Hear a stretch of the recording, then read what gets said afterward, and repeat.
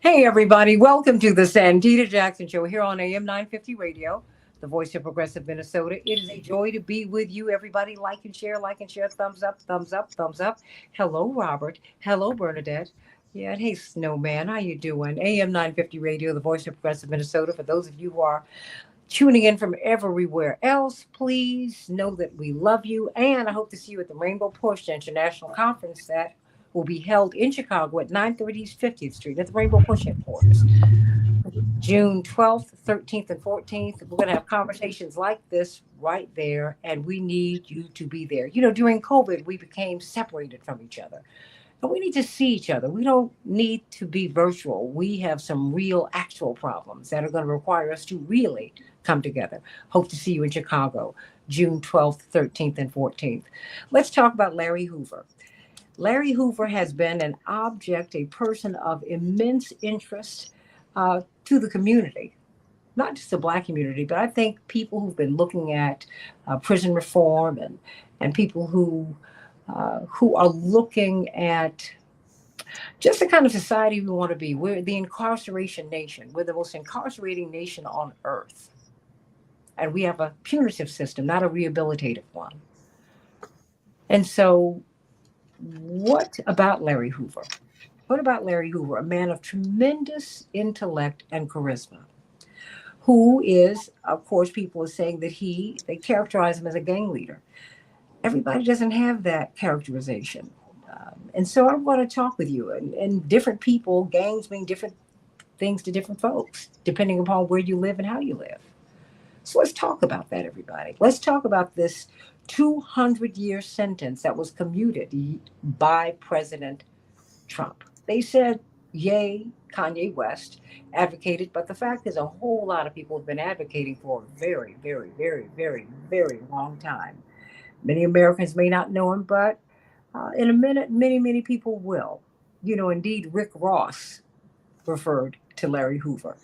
Um, and I just want to know what your thoughts are about the commutation of this sentence. He was given 200 years, six consecutive life sentences. Now, he's not out of jail yet. He's not out of prison yet. No, because what the president was able to do was commute his sentence on the federal level, not on the state level. Now it comes down to what Governor J.B. Pritzker will do, a man who is ambitious to become president. What do you think he is going to do? I want you to weigh in. Let me know what you think about this commutation. Um, According to Newsweek, Larry Hoover, the co founder of the Gangster Disciples, well, he is a central figure in discussions about crime and punishment and rehabilitation in the United States after serving decades in prison and 27 years, everybody, of more than 50 years, he has been in solitary confinement, the size of a parking space. Can you imagine? Whew. Talk about cruel and unusual punishment. What do you think about that? Well, I want to know what your thoughts are. I want to know what your thoughts are. And so we have a tremendous panel who are going to help us to really unwind all of this. Of course, we've had Dr. Wallace Gator Bradley, the urban translator. We've had him on this show before. It's always a joy to have him. And of course, attorney Linda Bernard, one of the top lawyers in the country. She is also a police commissioner in Detroit now, but she's also uh, someone who's won several cases before the Michigan State Supreme Court. And she's the first African American, actually, to get her master's in law from UPenn's Law School. Professor Benny Lee, I'm so glad that you're here on the show with us today. And of course, you are the CEO and founder of the National Alliance for the Empowerment of Formerly Incarcerated Persons. Thank you for being here with us because that's so important. And Johannes Lacour. It's always good to see these people who put another face on incarceration, Johannes. Indeed, let me read what you wrote to me because I'd read that you were a writer. And in fact, I've read your works. You're a brilliant writer. And you're with the Invisible Institute and part of a Pulitzer Prize winning, really, series. You didn't see nothing. And so it's just always wonderful to see people who are able to take these minuses and turn them into pluses. But I guess Malcolm X showed us that too, and so many others. You know, you don't throw people away. And that's one of the things that I think that's what has got everyone so charged up about Larry Hoover, because he is really someone who we're begging for the world not to throw him away. I mean, I can't even imagine Professor Benny Lee, because you know him, do you not? I cannot imagine being in solitary confinement for 27 years. Professor Lee,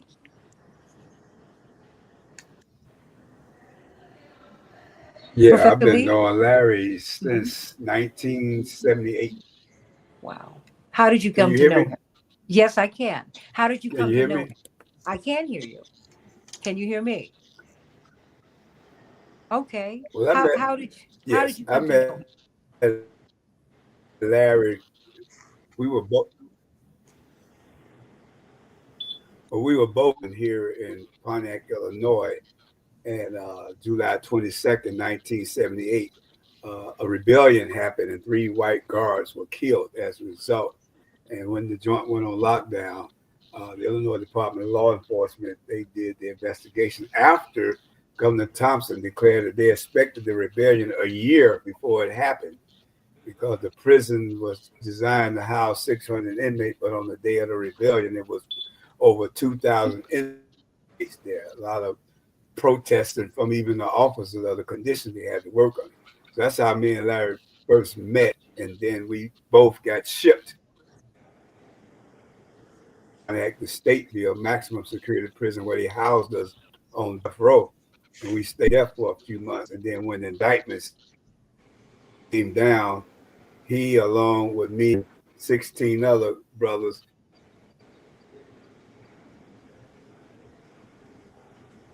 You know, we've gone down just a little bit with the internet connection, but we're going to come back to Professor Benny Lee. Doctor, okay, Professor Lee, you're back. okay. It's okay. You can keep on But anyway, talking. that's how I met Larry. After we got shipped to Stateville, he was housed on death row. We got for 15 counts of murder, two attempt murder, mob action, as a result of three officers getting killed. But they charged us with 5 counts for each officer. And Mhm. that case went on up until March 1981. So we lived together all that time. What is he like?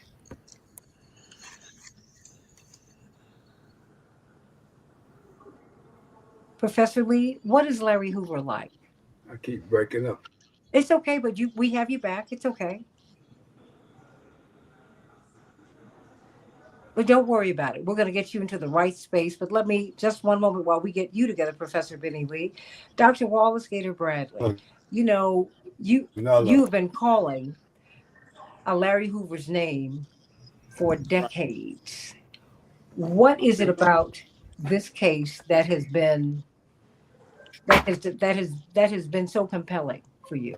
You know, I've known Larry for maybe 50 to 51 years. Can, can you hear me? Absolutely. I've been knowing him for either 50, maybe 51 years. What's so compelling about him, he shared the vision that God had gave him. That's how I was able in 1994 to come to the Rainbow Push Coalition uh, Stop the Violence Summit and deliver a message to everyone what was happening in Chicago in 93 after Dantrell Davis got killed, because Larry and Jeff Ford and brothers from other different street organizations, along with myself, I put together something that was known as United in Peace to stop the violence. Because Marion Stamps, I put a call out saying all brothers that were in leadership of the various street organizations had no guts and no nuts to allow the shooting to go on like it was going on in Cabrini Green. And after we put that summit together where we had a gang summit in Chicago in '93, where gang leaders came from around the country. For nearly 2 years, there were there weren't any shootings and definitely no homicides within Cabrini Green. Fast forward, like now,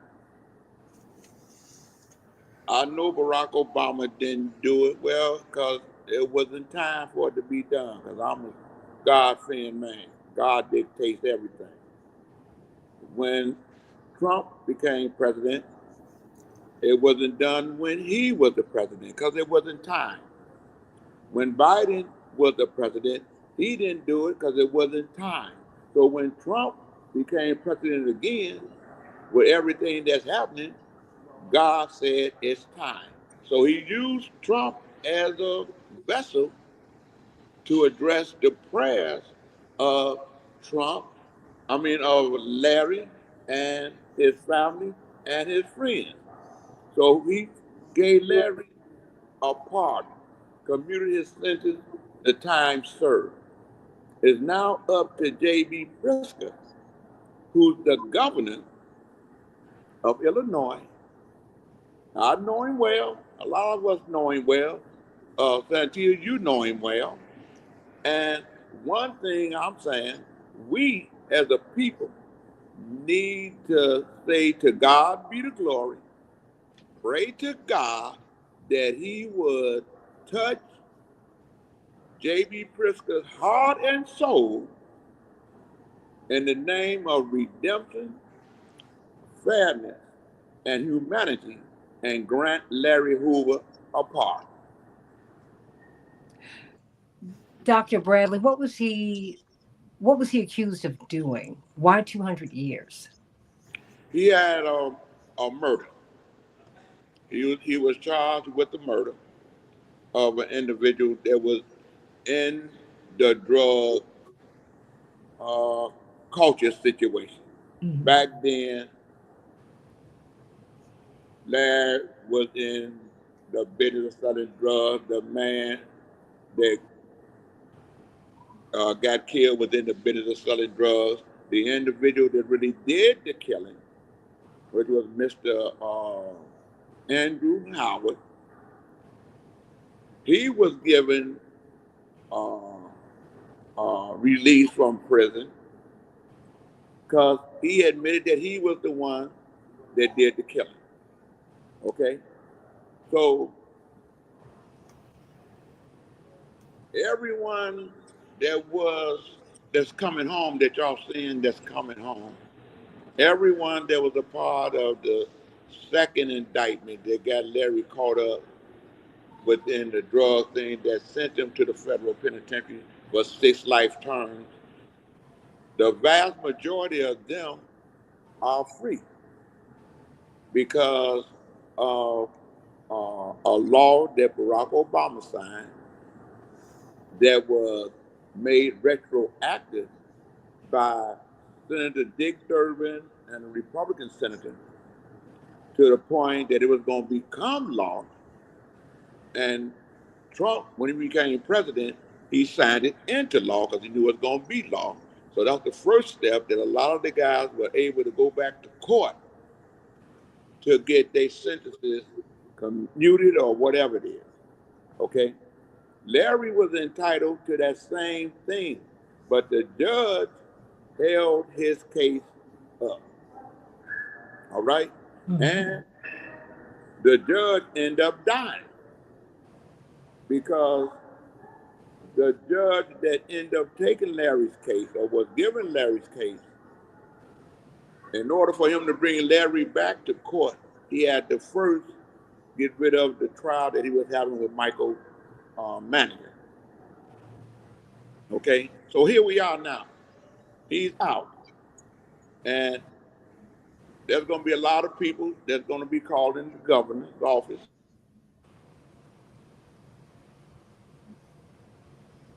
Okay, we're having some challenges connecting today. We're going to keep it moving because now, Professor Benny Lee.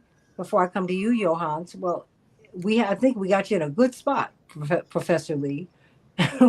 I think we do. You can hear me, Professor Lee? Yeah, I had to relocate because I had bad reception in that place I was at No earlier. worries. We understand this is a wonderful world of technology. We're working it out. We're so glad that you are here.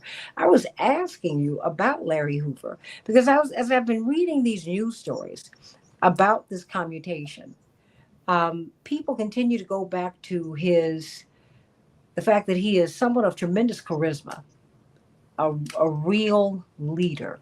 So many people we know have one path to success, particularly if you're from a marginalized community. And one could only imagine where the Larry Hoovers and the Jeff Fords would be if they'd been given another if they'd been given another set of options, right? And I'm not making excuses for people. I'm just saying it's complicated. But who is he? Who is he, Professor Benny Lee?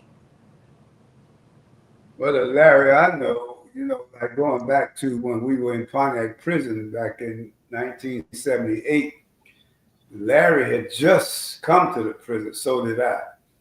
And we met because both of us had high ranking positions with two different street organizations. Mm-hmm. And when the rebellion happened, they tried to say Larry won organizer, when I know for a fact, the day before the rebellion, there was a conflict between us, the vice lords, and the Black Souls. There was a conflict between us. And the brother that ran the Black Soul, he made a comment that instead of us being at each other, we need to challenge these conditions we're living under. Larry was on the basketball court, had nothing to do with that conversation. But then when it got back to him, he said, man, that's crazy. I ain't with none of that like that. But then when it happened, like I was saying, Governor Thompson came down that night and he declared that they expected that rebellion a year ago because the prison was designed to house 600 inmates. But on the night of the rebellion, it was way over 2,000 inmates. Even the officers was putting in petitions complaining about the conditions they were working on. Did he have a lot of influence in the prison? Well, keep in mind, at that time, it was a split. Because, Larry and them was at one time House Supreme Gangsters, and they merged with David Boxdale, and they became, as one, a Black Gangster Disciple Nation. At that time, there was a split between Larry and them and the guys that honored David Boxdale. So he really didn't have no position, so to speak, at that time, because there was a war going on with that breaking up from Gangster Disciples and Black Disciples. Yeah, but they tried to again say he the one that organized the riot, and he did. Johannes LaCour, young man, and I say that with love and with acknowledgement, because a lot of these people, even for me, a lot of these people are really they are part of legend. I didn't see them in real time in their prime, Professor Lee and Dr. Bradley and Attorney Bernard. These are people that you heard about. You tell me, because you have been in prison, you've come out, you're an award-winning writer, podcaster. My goodness. Um, what is your takeaway from the Larry Hoover story? First of all, were you surprised by the commutation? I was surprised. I think everybody was. I'm not sure anybody could have predicted that Trump was going to commute Larry Hoover's sentence. I have been familiar with Larry Hoover since I was a child. I actually, had the pleasure when I was a young writer with the South Street Journal here in Chicago. I covered the very summit that Dr. Bradley helped put together, and it was eye-opening for me. And I also had the good fortune of meeting Larry Hoover Jr. when I was about 18, 19 years old, and we've been friends ever since. He's a really close friend of mine. I was on the phone with him this morning. And I also had the pleasure of, which was, eye-opening for me as well, of visiting Mr. Larry Hoover when he was still in the state joint. Larry Jr. and his mother took me with them on a trip there. they felt that I was a good representative for growth and development, which was Mr. Hoover's reinvention of GD from gang to disciple to growth and development. And that's what I was most taken with. I was very inspired by it. I think that that's a piece that goes unspoken about. I don't think there's enough attention paid to Mr. Hoover's reinvention, right? And having served federal prison time myself, having changed my own life, and come home and having been able to have a Peabody Award and a Pulitzer Award, things that most writers only dream of, and I never dreamed could happen. Mm-hmm. I'd like to consider myself living proof of the value of redemption. Mm-hmm. I think to assume that this man is 74 years old is the same man that he was 50 years ago is ridiculous. When I'm seeing a lot of talk online from folks who, it's unfortunate, man. It's very easy for people to run with prevailing narratives, and the prevailing narrative has been provided by legacy media, which ultimately is white media. Mm-hmm. So the idea that this man hasn't, for every story that someone can cite from a newspaper or even from some misfortunes that they've experienced in connection with gangster disciples or gang activity and street activity, I can point to 4 people whose lives have changed similar to my own as a result of Larry Hoover's guidance under growth and development. Very, very little has been said about 21st century vote. The fact is that, I do consider Larry Hoover a political prisoner. Why?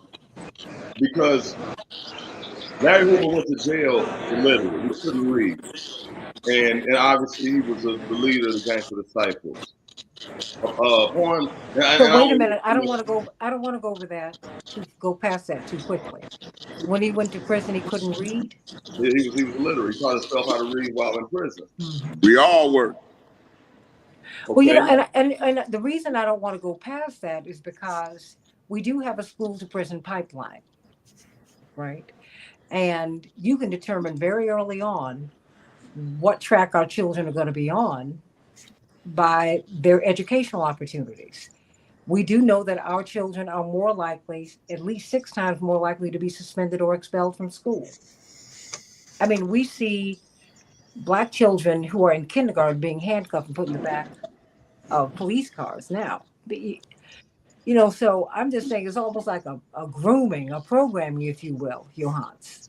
No, well, absolutely. It's gotten to a point where they have it down to a science, and they can already kind of tell by, 3rd and 4th and 5th grade reading levels how many prison beds they're going to need to fund in the next 10 years, right? So Larry Hoover goes into prison illiterate. He reads Boss Daily and learns about how Mayor Richard Daley ascended from gang life and street life with the Hamburg Club in Bridgeport to become the mayor of the city of Chicago. He starts watching young men. He's aging in prison. He's watching young men come in there who are his son's age. He's having a transformation in there. I had a transformation in my own sense. I only did 10 years compared to this man has been in prison for 50. And I was in a federal camp, and this man was in a state prison. So he was seeing something, much more drastic and harsh than I ever saw. So he's watching this, and it's taking a toll on his soul. Meanwhile, he's learning to read, and he's understanding things in the ways the world works that a young Black man who was illiterate from the ghettos of Chicago was never exposed to. So then he realizes that he can use this charisma and this brilliance and these leadership qualities for good. And he starts to flex political power in order to show his constituents what we were capable of, as well as show the city that we need to have some respect as a viable political force. And it was immediately after that the feds come in, right? So if they had been investigating him all of this time and they had known all of this criminal activity he'd been leading for all of this time, why is that the time in which you come in to drop the hammer on him? So I consider him a political prisoner. I think he has been. and I am praying along with, you know, to the sentiments of Dr. Bradley. I'm praying that that things turn in his favor. And there's a lot of, you know, there's a lot of chess games being played right now. There's a lot of political theater being staged right now. But at the end of the day, I think that something beautiful can come from this, which would be Larry Hoover's release. God be the glory. Amen. Well, amen to that.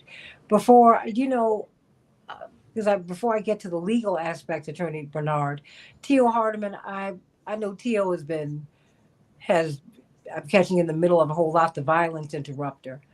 And of course, the name of your book, T.O. You're muted, brother. You're muted. It's okay. Y'all unmute yourselves. No, I was trying. Something happened. Now, my book is titled Interrupting Gun Violence, the Public Health Model. Then I just finished my second book, Death of an Addict, Resurrection of a Man, okay? That's my life story there. So the reason I came on, actually, when it comes to Brother Larry Hoover, I've been speaking up for Brother Larry Hoover for a long time, far as his release. It's an honor to see Benny Lee here. I'm in this Zoom right now, bro.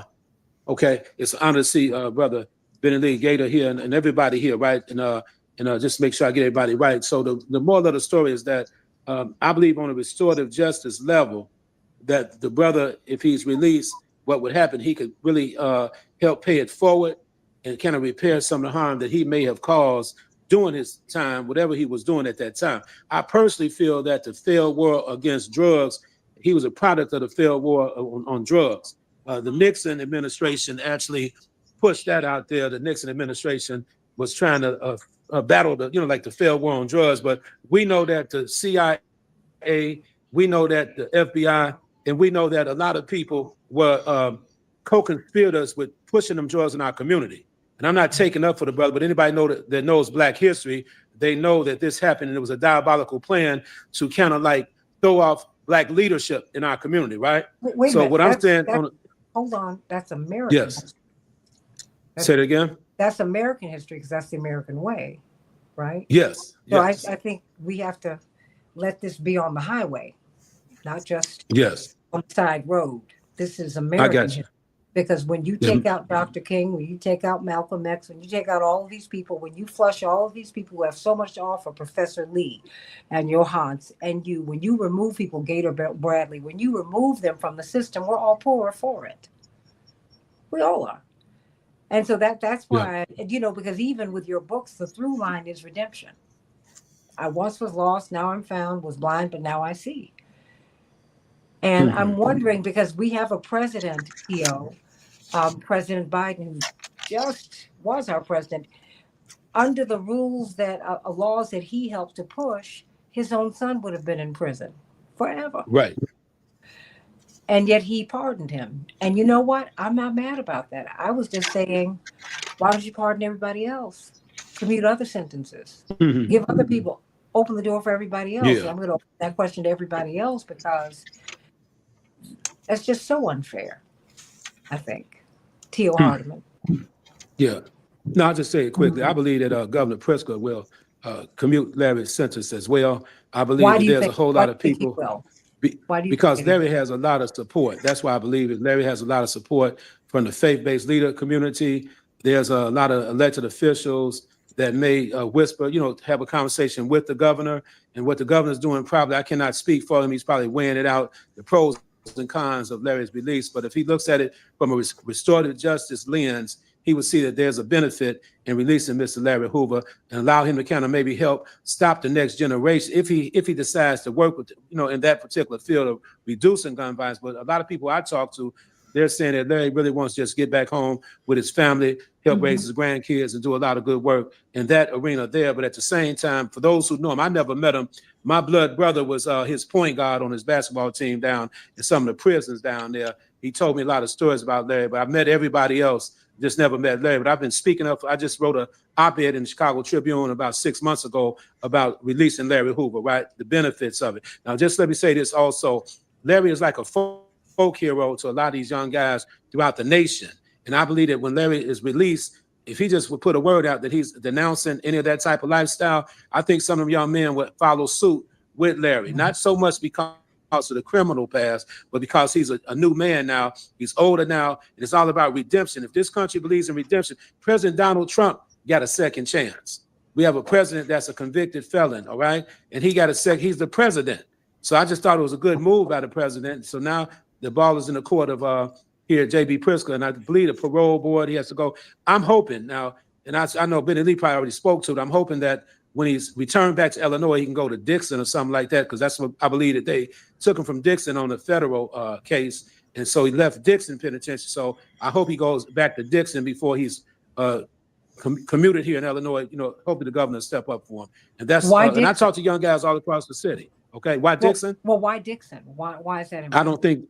Well, I let Brother Benny Lee answer that, but from my understanding, Dixon is not as it's a medium security penitentiary, and he have a little movement, you know, because he's been locked up for 30 years. That's why I say Dixon. Plus, that's what he pulled him from Dixon when he caught the federal case. So I'm thinking that it might be better for him because, come on, the man's been locked up in solitary confinement basically for 30 years straight. That is that we got to remember.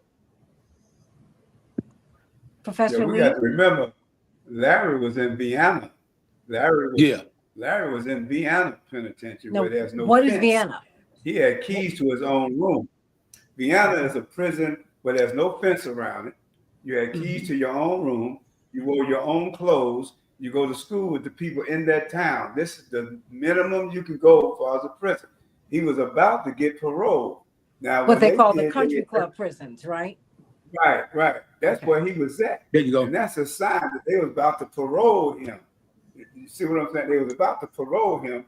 But now when they did the investigation on what the gangster disciple was doing in the community, they had never heard of Larry Hoover. But doing the investigations, a lot of guys got to talking, then they learned about Larry Hoover. Then they switched their investigation behind the wall, targeting him, and they took him out of Vienna, then put him in Dixon. And that's where he got indicted while he was in Dixon. And then that's when they shipped him to the federal system. He even called on me to testify on his behalf in his trial. I testified on his behalf. But I just wanted to bring that point out. Larry wasn't an inmate to go to segregation or to get tickets and stuff like that. Like even with me, he confronted me when that Pontiac trial was over, you know, because we were facing the death penalty. The state was seeking the death penalty. And when that case was over, I went home in 81 when the case was over. But I came back to Stateville where Larry was in EI. He confronted me like, man, you was out, man. The community need us to get back out and get these brothers out. He confronted me. And so when I left that time, now the rest is history, because now I'm a professor at a university. I've been a certified drug abuse counselor since '86.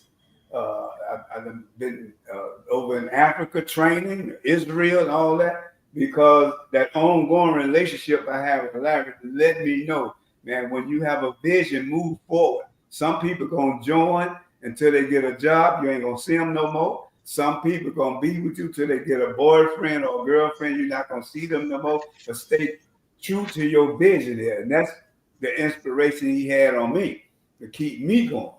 And that's what people don't know about him. He cut all that stuff. Even with growth and development. When we was on that Pontiac trial, we became brothers of the struggle, where all the mobs came together to fight on our behalf. We became brothers of the struggle. When it was over with, it's about a unified collaborative. But when the case was over with, brothers started going their separate ways. Larry wanted to keep the unity, right? So brothers can have his whole thing was illiteracy and crime. While you're incarcerated, you'll leave here forced to commit a crime that'll bring you back to prison. He used to push that. So growth and development was a spinoff from Brothers of the Struggle, right? And with his influence, he laid laws down in the prison. No GD that didn't have a high school diploma should not be in school. That was a law. Serve your time so you can come out and be more productive in your community. That's what he was pushing. And in the Illinois Department of Corrections know for a fact they would call on Larry at that time to calm down situations because they knew his influence, not just with the Gangster Disciples, but with myself as a head of the Vice Lord, with Mickey Cobras, with Stones, Aladdin Kings, because they knew he can pull us together and make sense out of some things of what we were doing. And they know that. That's why he ended up in Vienna. And he got taken out of Vienna when they did that investigation to indict him federally. But they know he was a model prisoner about to get parole before that federal indictment came back. Well, you know, That's good history. which goes to Johansson's point about him being a political prisoner, because those people can affect that kind of change. I mean, because all, you know, I've said this many times to you when you've been on the show, all indictments, all imprisonments are political in nature. They just are. There are too many unconvicted felons here walking amongst us every single day. But Attorney Leonard, before I go back to the rest of the panel, when you heard that he had been sentenced to 200 years and that he had been in solitary confinement for 27 years, what did that say to you? That says to me that he is probably, if not the most tortured person in America, one of the top 10. It's unbelievable that he would be in solitary confinement that long. And besides that, in federal prison, he was in the maximum security prison in Denver, Colorado. I have a person that I know that's there now. I mean, they are in their cell 20 hours a day, every day. They get a shower once a week. They are isolated completely and totally from everyone. This is for people like Al Qaeda and stuff like that. Where they put Larry was a place like that, where people who had done horrific crimes against the United States, unless like the guy that I know there from Detroit, who the judge was angry at.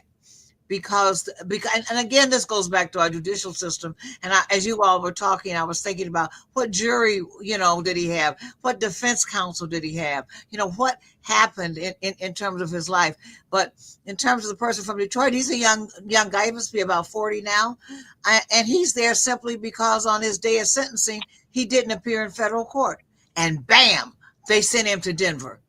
And that's where he's been ever since, because the white judge felt insulted that this Negro would not appear when he was supposed to appear. And because he didn't appear, he gave him this life sentence. Mind you, he was going to get him like 18 to 20 years. Now he's got life without parole in a maximum security prison. What you're saying about what apparently is all of you gentlemen's friend, and I have so much respect for you and for him in terms of what he's done in terms of his life and what he's tried to do.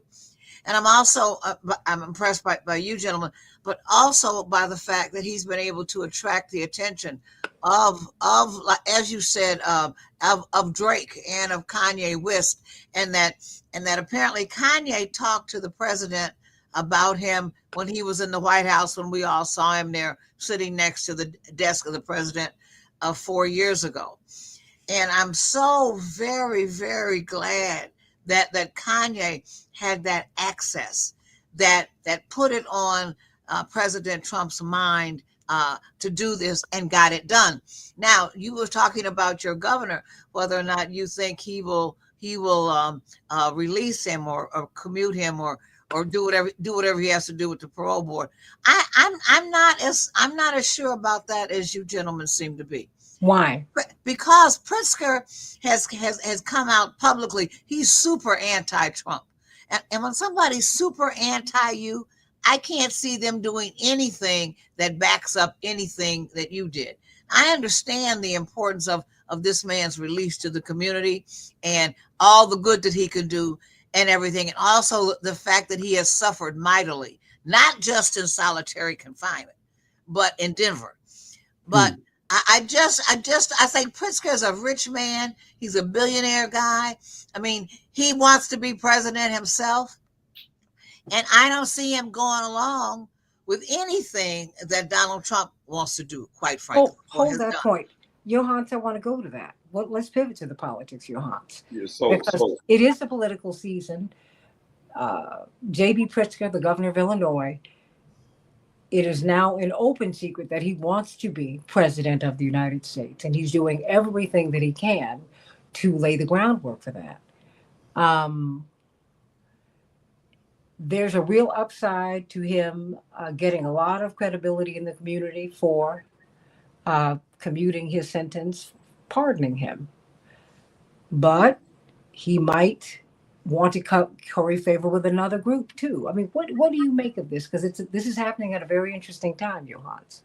yeah, it's an important part of the conversation. I am as anti-Trump as Pritzker could ever be, and yet I'm very thankful that Larry Hoover's sentence was commuted, right? And I would hope that Governor Pritzker can be mature enough to rise above the political theater and just assess Larry Hoover's case for what it is. At the end of the day, when all is said and done, there is no valid reason to keep that man in prison. He is 74 years old. It is the statistics show that men that age have, like, and Vinny Lee, you probably know the exact numbers, have like 0% chance of recidivism. He is not about to go get out here at 74 years old and get involved in criminality. I mean, that's an absurd thought, and the statistics bear it out. I think that, I would hope again that Governor Pritzker is mature and intelligent enough to be able to realize that while Donald Trump might be playing political theater, he doesn't have to do that, and he can use this for what it is, right? I think that it's very important to understand that, a broken clock is right twice a day. Right. And so for whatever Trump's reasons may have been, this can be a win. And that does not then say that somehow Pritzker or anybody who supports Larry Hoover now supports Donald Trump. You do not have to support Donald Trump because he commuted Larry Hoover's sentence. And you can still be very thankful that Larry Hoover's sentence was commuted. But what political calculation do you think J.B. Pritzker? I mean, we can't. I can't predict the future. Yeah, I think a big mistake folks make is leading with big bold statements and not asking enough questions. At the end of the day, I'm on the south side of Chicago. I cannot say what J.B. Pritzker might be thinking. I think it would be I think it would behoove him to free Larry Hoover, just to even in solidarity with the incarcerated population. We've seen time and time again, and we see it more often than not, that men of a certain age who have had a certain experience behind bars and have had time to think, quite often come home and lead their communities and their families in positive directions. So I think that he would be making a really bold and a statement to be proud of if he were to pardon Larry Hoover. But hold it.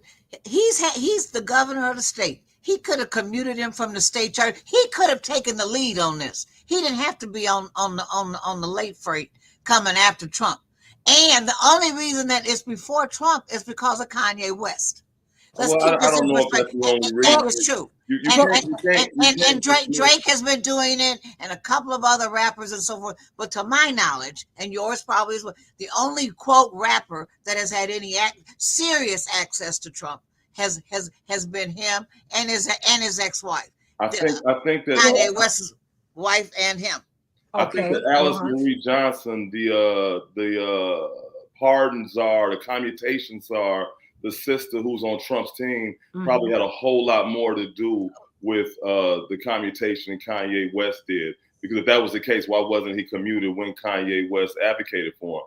But regardless of whether but put a pin in that, because this is also happening in the aftermath of 2024. Correct. When more Black men, in particular, voted for President Trump. President Trump and Bernie Sanders, and now President Trump in an even more significant way, they've broken up the duopoly, Johannes. This two-party, just a simple two-party system. That no longer holds. Well, this is not the blame game here. I'm just saying. I'm just trying to look at these different pieces that are moving politically, right? There's a sister named Teslin Figueroa awesome political analyst out of Atlanta. And so, you know, I had a conversation with her, and what she pointed out, and she's been standing on this for some time, Trump himself said that he thrives on a low information voter. Right. And so the black men who have been voting for Trump are just that. And so if he can make a move for the one country to is two, too. Well, Then hold all on, the white Linda. men did it too. yeah. Linda, Come on, my brother. Right. Linda, If he can make a move for a 1 to 2% uptick in his constituencies here or there, he will, because every percentage point matters, right? So I think that in terms of his own Trump's political calculations, it was probably to do just what it's starting to do, which is to start to attract more low information voters and get more people who ain't paying much attention to politics but do understand who Larry Hoover is on his team. But at this point, that's done, right? Trump has done what he's done. If we're talking about J.B. Pritzker, I think J.B. Pritzker would benefit by pardoning her. And I'm not, listen, Attorney Bernard, I don't know what J.B. Pritzker's going to do. And you're right, J.B. Pritzker could have taken the lead on this. But the fact is now the ball is in his court, and I can only hope for the best. Tio, your thoughts, because you have run for governor in the state of Illinois. You almost got 30% of the vote. Right. Put your political hat on. Well, my political hat, I think it's a win-win situation for any governor, especially here in the state of Illinois. Larry Hoover is part of our culture. That's the main thing. He's part of our culture, for better or worse. It used to be worse back in the days when everything was being done, but now for better. And so once again, I'm gonna go right back to the scenario of the First Step Act, restorative justice, redemption. I'm gonna go back. See, right now there's a need in the United States for a man like Larry Hoover to get on, if he's willing to do so, and denounce all the street activity. These young brothers need somebody they can respect. In some cases, whether people want to accept it or not, by Larry being part of Black culture, these young guys look at him, and I'm not going to put him on no high. I don't put no man on no pedestal. I want to make that clear. But they look at him in case like Jesus, somebody. I'm telling you, it's part of the culture here. And so Larry could do a lot of good now, and maybe deter that next generation from going down the path that he went down, and so many other brothers and sisters went down the same path. Now we look at what's going on with J.B. Pritzker right now, and all due respect to him, he stood side and side by Rahm Emanuel. Biden appointed Rahm Emanuel over the ambassador to Japan. Now, Rahm covered up the murder of Laquan McDonald. So if you can stand next to Rahm, you can sure commute the sentence of a Larry Hoover. So I hear a lot of law enforcement people weighing out the pros and cons, but Larry is 74 years old now. Allow him to go out here and try to right some of his wrongs without preaching to people and help the community at large. So for my political hat, I just know whether we put Trump in it. See, I believe that Trump had to make the move first, personally, because if JB had made the move before Trump, it still would have been on Trump to make the move then. You see, because they had to commute the federal sentence, okay? I think he was almost finished serving that sentence. But from a political standpoint, I know for a fact that Larry has a lot of support in the state of Illinois. A lot of people are going to advocate for him, even more so in the state of Illinois than even on the federal level, whoever advocated for him. On the state level, he's going to get, this man going to have tremendous amounts of support, okay? I agree. And the young people need him. Let me just say it's clear, now let it go. I have a history of working with guys. I worked with King Shorty Freeman back during my ceasefire days, right? I worked with a lot of these guys. Can you all hear me still? Absolutely, yeah. You can hear me? I work with King Shorty Freeman. I work with the co-chairman, Melvin Haywood, Minister Rico, James Highsmith, just to name a few, brothers, Willie Lloyd, Bo Diddley, guys from the streets. And I work with all these guys, and I know a lot of these guys can turn it around. And if Larry, and I used to tell young guys all the time, if Larry was here right now with me, he would tell you the same thing I'm telling you all: abandon the street life, get out the way. A man's job is to raise a family, period. That's a man's job. If you don't have a family, you go out and you make a family and raise that family. We believe in discipline. We believe in order. And I support the women as well, just being straight up. So on the political side, it's a win-win situation for J.B. Pritzker. He wants to run for president of the United States. And I believe that it'd be a win-win, especially in the Black community. I'm talking about a win-win situation. Hold on, Linda. Wait. Okay, well, Linda, because I want to hear from Professor. Just real quickly. I mean, I don't care whether he does that or not. The man has suffered more than any human being that we know of other than Jesus Christ, probably. So therefore, I want him to be free. I want him to be happy. I want him to go back to Jackson, Mississippi, wherever the heck he wants to go and be. And if he wants to teach the rest of us and help bring us along, great. He doesn't have that many years left, and I want him to be free. And I want to apologize to your audience for the glasses. I had eye surgery yesterday. They just took off the big things. So that's why. So I apologize. I'm not trying to be cool or anything like that. But I'm just saying, I want this brother to be free. Yes, she is, but you know. I want him to eat what he wants to eat, sleep what he wants to sleep, and do what the hell he wants to do when he wants to do it. Yeah, well, let me ask you this before I go to Professor Benny Lee. Attorney Bernard, I think that, is it cruel and unusual punishment to have someone in solitary confinement? Absolutely. Absolutely. Is there a basis for a lawsuit? I don't know. We'd have to look at the statutes and see. I mean, first of all, everyone was in for the most part in confined to their cell during COVID. And that was a big deal because I talked to Kwame about it, our former mayor here and everything. Yeah. And he memorized the whole Bible in solitary confinement. That's how he became a preacher and stuff. But back to the point, I think that is cruel and unusual punishment. I think that I don't know what the Justice Department's decision or position would be today, but there could be a lawsuit for that. But see. When your sentence is simply commuted and so forth, it's not saying that you're not guilty. But you see those lawsuits when a person, I've been wrongfully convicted. Apparently they did not determine that he was wrongfully convicted, only that his sentence should be commuted. Just like with Kwame. Kwame's trying to get his sentence, he's trying to get a pardon. So that will mean that he was wrongfully convicted. Okay, because help me to understand commutation, pardon. And you know what, everybody? Stay tuned for part 2 of this. On the Santita Jackson Show. Stay right here. AM 950 Radio, the voice of progressive Minnesota. Reach out to us on Facebook, the Santita Jackson and Friends page, and the Santita Jackson Show YouTube channel. Stay right here. And at Santita J on Twitter, also known as X. And I'm on Blue Sky, santitajackson.bsky.social. We're talking about Larry Hoover. When we come back, I want to hear from you, Attorney Linda Bernard, your Hans, LaCour, Pulitzer Prize, and I must say Peabody Award winner. So proud of you. That's right, coming out doing your thing. And Theo Hardeman, all these men with all this redemption. I love it. And Professor Benny Lee, university professor. I mean, hey, I love it. I love it. When we come back, Attorney Linda Bernard, I want you to tell us about a commutation and a pardon. What are the requirements for both? AM 950 Radio, the voice of progressive Minnesota, the Santita Jackson Show. Hey, everybody. Welcome back to the Santita Jackson Show, AM 950 Radio, the voice of progressive Minnesota. It's a joy to talk with you. We're talking about Larry Hoover. We're talking about redemption. We're talking about cruel and unusual punishment. 200-year sentence. What are you supposed to do with that? 27 years in solitary confinement. What are you supposed to do with that? What is that about? And you've heard me talk about this on this show, on the Santita Jackson Show. Every indictment, every imprisonment is political. Yep, I said it, and I will stand on it. Because there are so many people who live under investigation, under indictment, who go to prison, or people try to railroad them to prison. And it's political always.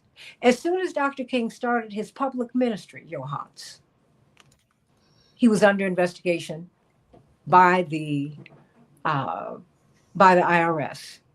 And he remained under audit for the rest of his life. For 13 years, Professor Benny Lee.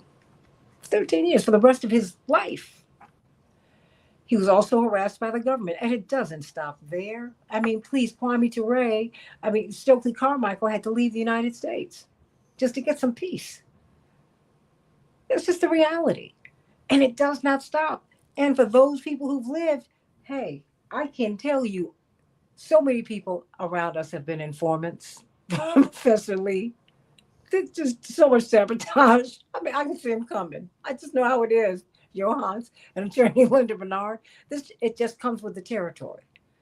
So let's talk about this, because I want you to tell us, Linda, a commutation versus a pardon.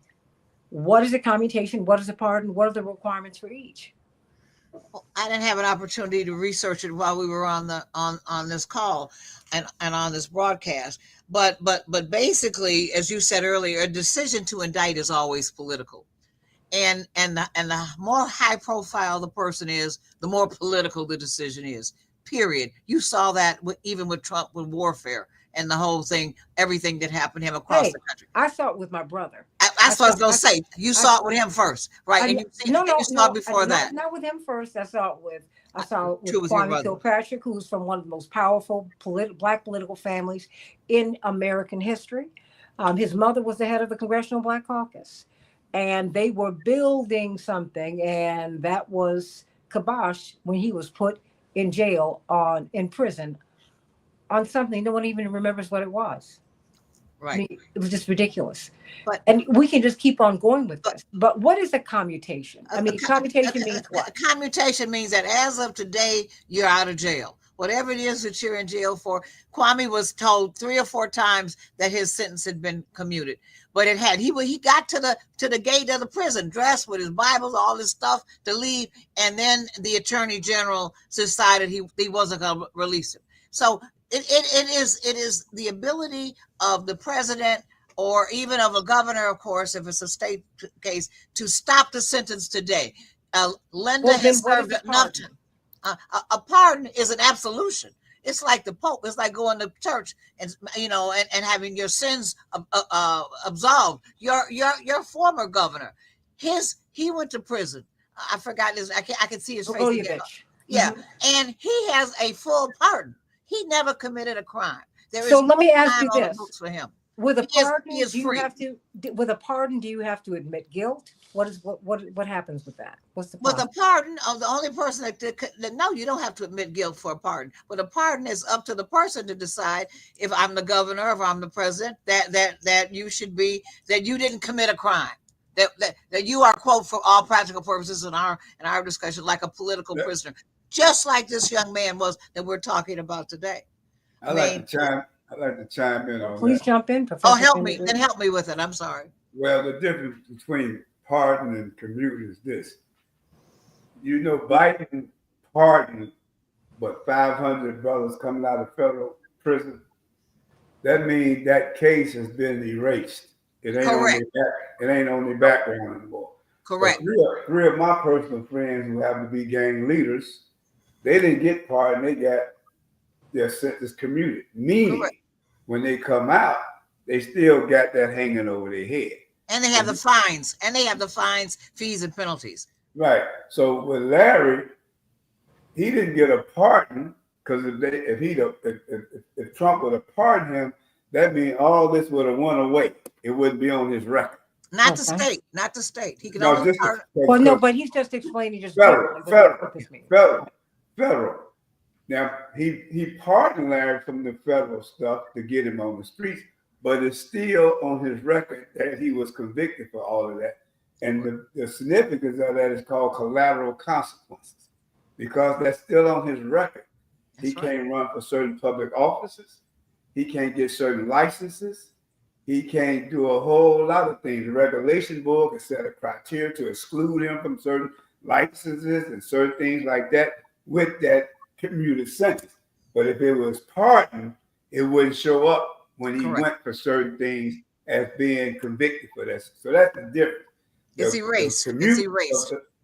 The commuted sentence, he could have commuted and say, well, I'm going to just reduce it. That's what commute is. He just going to do something with the sentencing. Well, they already did. It was for time served. The commutation out now for time served. So what a hunt Larry is when he get out, they can continue to hold that over his head legally because he was never pardoned from it. Meaning it goes away. He's a convicted felon. Correct. Well, Robert Williams brings up this question. Robert's part of one of the Morning Stars, the Santita Jackson Morning Stars in the chat. He said 100 to 200 year sentence for a 20-year bid for that type of case in 1973. Why? Well, like I think it was the attorney, is Larry. Go ahead. You I know, didn't understand the question. I apologize. Well, Go ahead. no, he You was. did. It just seems excessive. 200 years for a 20-year bid. People go to jail go to prison for murder every day. There I is don't no see them get 200 years. there is no justice in America when it comes to the criminal justice system. We have 2.3 million people in prison, which is more than most countries even combined. I mean, it's unbelievable. This is Well, our quote system of injustice. well, You see, know, Robert has come back. He said he got in a conversation with Governor Thompson here in the state of Illinois. Was governor? He still has a record. He was seconding what you were saying, Professor Benny. you know, in Larry's case, Larry is a C number. And what a C, see, we were C numbers What is back that? then.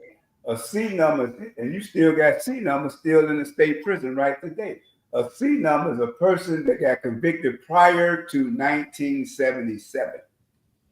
Meaning you can have 1,000 years, but you're entitled to go to the parole board after 11 years and 3 months. See, all that time Larry had, he went after 11 years and 3 months, he went in front of a parole board. And with all that time, they can set him as many times as they want because he's a C number. And the C numbers are the only one in the state of Illinois that got to continue to go in front of a parole board. Everyone else has a determinate sentence. They can calculate their time before they even hit the prison based on how they were sentenced.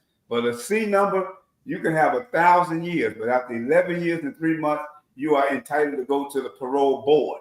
And this is something we argued with Kim Fox when she was running for Cook County State Attorney, that every year you got guys that are C numbers going to in front of a parole board ever since 1988 and being rejected for the case itself, but not looking at the person they become after those 40 years they've been locked up. So she changed that and started telling the state's attorney, stop looking at the person in the crime and start looking at who they become in prison.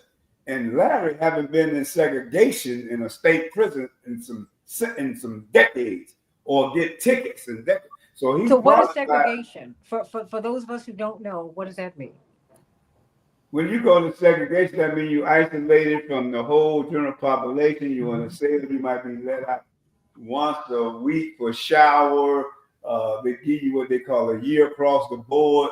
1 year segregation, 1 year C grade, meaning you can't go to commissary and buy coffee and Zuzus and one. You can only buy cosmetics and writing material, and you lose a year good time.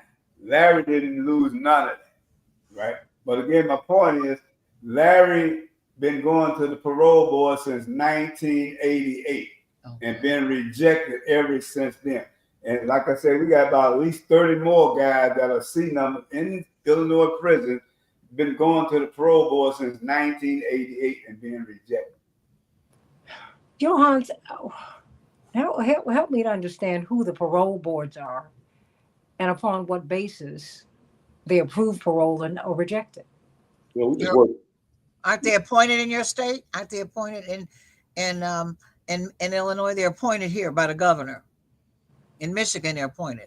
Yep. My just question is, who are they anyway? Appointed or what? Appointees, gubernatorial appointees. Right, but I'm just saying, but they don't have to have any special. They don't have any special anything. They can be a minister. They can be one is a minister. They can be anything. They could be a lawyer. They could be anything they want to be. So they just here in Illinois, it's an honor. It's an honor, and you get paid for it. I know here in Illinois, one of the guys I know, Wacky, he was just on the parole board, and he did 19 years in the state prison with us, and they allowed him to become a parole board. Well, that was good. We've done that in Detroit, but not on the parole board. There are no people in Michigan that have been convicted of a crime that's on the parole board. Well, but there is one on the board of police commissioners in Detroit. But but it all just seems so subjective. It is subjective. I just a story. We just did a story. It's a podcast called The Parole Room. It's about a brother named Johnny Veal who just made parole. He was a C number, and since he's gotten out, you know Johnny Veal. Since he's gotten out, he's been doing tremendous work to try to reach back and get other C number brothers out, right, and to do work towards prison reform. His parole board was made up of a number of people. Fortunately, he wound up having a sister on his parole board who was the mother of a murdered child, right? Who actually extended forgiveness to her child's killer. He unfortunately, prior to that, he had also had a bunch of parole boards that he had been denied, just like Benny Lee talked about how so many brothers are. He'd been denied time after time when appearing before the parole board, and it was largely made up of men and women from Southern Illinois, you know what I mean, who don't know much about Black folks, who don't know much about redemption, who have been running with this prevailing narrative of Black boogeymen and pushing fear and you know, afraid, and only looking at these men through the lenses of the crimes they committed decades prior. They were convicted of. We don't know that they were actually did the crime. And Johnny Veal, actually, I'm very convinced that he didn't do the crime, right? As a matter of fact, Johnny Veal could have gotten parole many years prior had he admitted to the crime, and he said he just could not commit to a crime he hadn't done, and continued to fight from prison because he would not do that. His conscience wouldn't allow him to do that. And you can't show me. I know plenty of men who would lie and say they'd committed crimes they hadn't to get out, and his conscience wouldn't allow him to. Right. He's a perfect example of a man who did not commit a crime and would not admit to it. So you're absolutely right. And Johnny was convicted for, he was the so-called sniper in Cabrini Green that killed those two police officers. Yep. That was his case. He was convicted for killing 2 police officers. And so when it was time for him to go to parole, they would bring, you know, dozens and dozens of police officers, families, and everybody crowding the parole room. And now you're intimidating folks, you're intimidating him, and you're intimidating the parole board. So he has all of these people showing up against him. And so it's this overwhelming support to keep him locked up. When Larry Hoover was going before parole boards, Mayor Daley was bringing his administration, and he was showing up at every parole hearing. And that's because he felt threatened by this man politically. Why was he threatening politically? Why is he threatening politically? Mayor Daley was felt threatened politically because Larry Hoover was able from prison to get his constituents on the streets to march on City Hall like 5,000 deep. To let them know that, you know, this was 21st century vote. He had changed from from Gang to Disciples to growth and development, and part of that was about political development and political awareness. And so he was getting young Black men who had been gangbangers to register to vote. He was telling young Black men who had been gangbangers to put down the bullet and pick up the ballot. We talk attorney, you mentioned rappers who would come to his support. Jay Prince, Rap-A-Lot Records, and the you know, the notorious or very famous, notorious implies something kind of seedy. The world-renowned rapper Scarface, Brad Jordan, they had him on one of the Ghetto Boys albums back in the 90s, and he was telling them, you know, he was telling young men to pick up a ballot, to vote. There was a time when it was by structure and by laws of pretty much every mob, every street organization, you had to be in school. Everything Benny Lee is pointing to Larry Hoover having mandated for inmates when he was in prison was the same mandates that was going on outside of prison. Yeah. You had to be in school. Little boys couldn't get semi-automatic weapons and kilos of cocaine. You had to be in school. The idea was that you do not follow in the footsteps of these older criminals. We want something better for you. And so what gets missed here is there's no way you can imagine that Daley, the Chicago administration, the government, white America has ever cared so much about Black communities that they want to keep us safe all of a sudden. So why are they on Larry Hoover's heels so hard? Why is it so important to keep a man like Larry Hoover in prison? And you brought up when you talk about them being on King and the IRS, the way they followed Fred Hampton and murdered Fred Hampton and Michael Clark. They were feeding Black children and teaching Black children with breakfast programs. They do not want to see the rise of a Black community independently under young Black men. And under independent Black leadership. Exactly. The people they send to us we're supposed to fall in love with, and the media, the legacy media behind them. Beware of that, everybody. If no one says any, if someone is an angel in legacy media, you better run in the other direction because, because that is dangerous. It is. That's So just been my experience. You know, you I can mean, go, you can go back to Professor Harold Lee, Washington. When Harold Washington, the first time he ran, he lost for mayor. well, no, but Harold Washington in his first incarnation was a machine guy. Right. And when he He was lost. kicked out of the machine, Yeah. he had an evolution. Yeah. I'm not that bad. I'm just, I'm Yeah. just saying that, But the guy who was our mayor was not the guy I grew up with because his family were in the machine. yeah, see, Harold Washington, when he ran that second time, with the support of Renault Robinson and Howard Staple and all them African American Patrolman League, and they started talking to us when we was in Stateville, me, Larry, all us, we were still in Stateville when Harold ran for office the second time. And what we did from the penitentiary, we campaigned from Harold from the penitentiary. Every guy that called home, we told them, whoever you talking to, tell them to vote for him. Every guy that went on a visit, we sent a little flyer there. Tell your visitor to vote for Harold. And we was letting brothers know on the streets, vote for Harold. And that's what David was afraid of, because the father himself, he was from the Hamburg Athletic Club. That was an Irish street gang. And he was afraid that black street gangs can do the same thing those Irish street gangs did, move from being street gang members to becoming political power. And he saw that threat. Even back in the 60s, when the Vice Lord Stones and Disciples, they started that LSD movement. Lord Stones Disciples, they shut down over $80 million worth of construction sites in the city and demanded that if they didn't have black contractors, no building was going to go up. Right? Your father, Jesse Jackson, he was involved in that. And they met with the labor union, and the labor union didn't want the street gangs at the table, but they showed them, hey, Jesse and C.T. Vivian, they are not your problem. We are your problem. But what they were doing was organizing. Right. Because, see, that was what Dr. King was doing, which put him in direct contravention with a lot of the movement. Yeah, and because what they were doing was working with people at the bottom. And if you remember, because Reverend Clay Evans supported King, Daley wouldn't allow fellowship to go up. Wait. Now because my father pushed him into it. You let me give you this piece that many people don't know. When Reverend was, before he became a Reverend, my father was at seminary at the University of Chicago. He was Reverend Evans' youth pastor.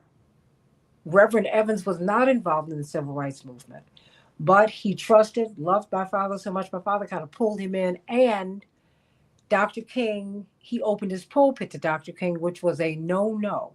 We cannot forget that the head of the National Baptist Convention, which was the largest black religious organization in the world at the time, Joseph Jackson, Reverend Dr. Joseph Jackson, was here in Chicago, and he was a politically powerful figure. And when Dr. King got here, he hated Dr. King with a passion. Right. But Dr. King had caught fire with people. He was living on the West Side, all of that, this, that, and the third. And then what ends up happening is this. Dr. King was killed. And what is now King Drive was Parkway Boulevard. Right. You remember that? I don't, but I kind of get it. Yeah. And when Dr. King was killed, they renamed the street King Drive, Johans. And Reverend Jackson, Joseph Jackson, sealed the front door of his church. Right. And opened the side door so that the church's address would not bear Dr. King's name. Right. In the meantime, all of the banks shut down on Reverend Evans, who was one of the biggest preachers in the United States. And we had to walk past the church, and you remember, we're both Shipites, Professor Lee, and you had to walk past rusted beams for about 5 or 6 years. Right. 7 to be exact. Yeah. That's right. And Reverend, they started building in the 6th because Reverend my father had to take him to all of the banks. And before my parents had their own house, he had to be the co-signer. because they had to go to dozens of banks. Finally, Right. they got a bank. My father had to co-sign it, and my father then became the co-pastor of the church because my parents were personally liable if they defaulted on the loan. So the politics here are thick. Right. And that's why I think telling Larry Hoover's story is so important. That's why I wanted you to go into Mayor Daley, the father and the son, because Larry Hoover's power, and it's come out in some of these stories, they keep tucking in Johannes LaCour and Professor Benny Lee and attorney Linda Bernard. His charisma and the fact that he's able to move so many people.